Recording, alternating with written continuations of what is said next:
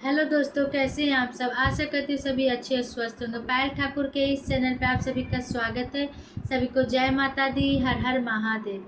आज मैं आप लोगों के सामने रोज की तरह सिर्फ गुरु भजन शिव चर्चा गीत लेकर आई हूँ। बहुत ही प्यारा शिव चर्चा गीत है, बहुत ही अच्छा है। आप लोग उसको पूरा सुनना, लाइक कमेंट सब्सक्राइब जरूर करना। अच्छा लगे तो कमेंट बॉक्स में हर हर महादेव जरूर लिखना। तो आइए मैं अपना शिव गुरु भजन शुरू करती हूँ। पटना से खुलल राजधानिया हो, शिव गुरु बन गइले बनिया। पटना से खुलल राजधानिया हो, शिव गुरु बन गइले बनिया। बन गइले बनिया हो, बन गइले बनिया। बन गइले बनिया हो, बन गइले बनिया। पटना से खुलल राजधानिया हो, शिव गुरु बन गइले बनिया। पटना से खुलल राजधानिया हो, शिव गुरु बन गइले बनिया। कथिए के किलो तराजू, कथी के पलरवा। कथिए के किलो तराजू, कथी के पलरवा। कथी के पलरवा हो, कथी के पलरवा। कथिए के किलो तराजू, कथी के पलरवा। कथी के पलरवा हो, कथी के पलरवा। कथिए के होला तौलनिया हो, शिव गुरु बन गइले बनिया। कथिए के होला तौलनिया हो, शिव गुरु बन गइले बनिया। रूपवे के किलो तराजू, कठवे के पलरा। रूपवे के किलो तराजू, कठवे के पलरा। कठवे के पलरा हो, कठवे के पलरा। रूपवे के किलो तराजू, कठवे के पलरा। कठवे के पलरा हो, कठवे के पलरा। झूठ सच के होला तौलनिया हो, शिव गुरु बन गइले बनिया। झूठ के सच के होला तौलनिया हो, शिव गुरु बन गइले बनिया। बन गइले बनिया हो, बन गइले बनिया। बन गइले बनिया हो, बन गइले बनिया। पटना से खुलल राजधानिया हो, शिव गुरु बन गइले बनिया। पटना से खुलल राजधानिया हो, शिव गुरु बन गइले बनिया। पटना से खुलल राजधानिया हो, शिव गुरु बन गइले बनिया।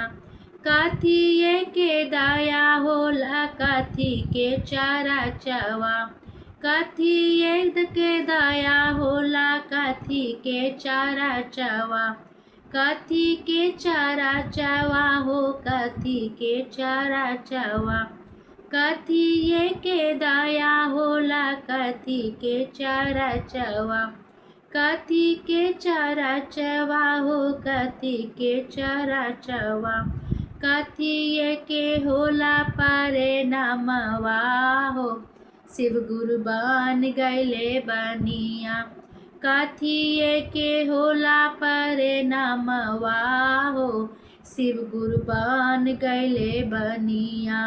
कथिए के होला परिणामवा हो, शिव गुरु बन गइले बनिया। बन गइले बनिया हो, बन गइले बनिया। बन गइले बनिया हो, बन गइले बनिया। पटना से खुलल राजधानिया हो, शिव गुरु बन गइले बनिया। पटना से खुलल राजधानिया हो, शिव गुरु बन गइले बनिया। कथिए के दया होला कथी के पलरवा, कथी के पलरवा हो कथी के पलरवा, कथिए के दया होला कथी के पलरवा, कथी के पलरवा हो कथी के पलरवा, कथिए के होला परिणामवा हो शिव गुरु बन गइले बनिया, कथिए के होला परिणामवा हो शिव गुरु बन गइले बनिया, बन गइले बनिया हो बन गइले बनिया, पटना से खुलल राजधानिया हो शिव गुरु बन गइले बनिया, पटना से खुलल राजधानिया हो